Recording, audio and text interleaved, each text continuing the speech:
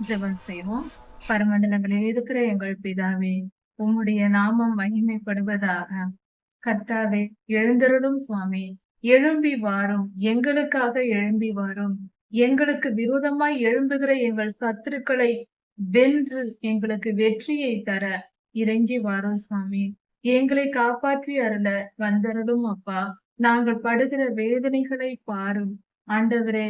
எங்களை காப்பாற்றும்படியாக எங்கள் மேல் நீர் வைத்திருக்கிற கிருபையின் நிமித்தம் எங்களுக்காக இறங்கி வாரும்.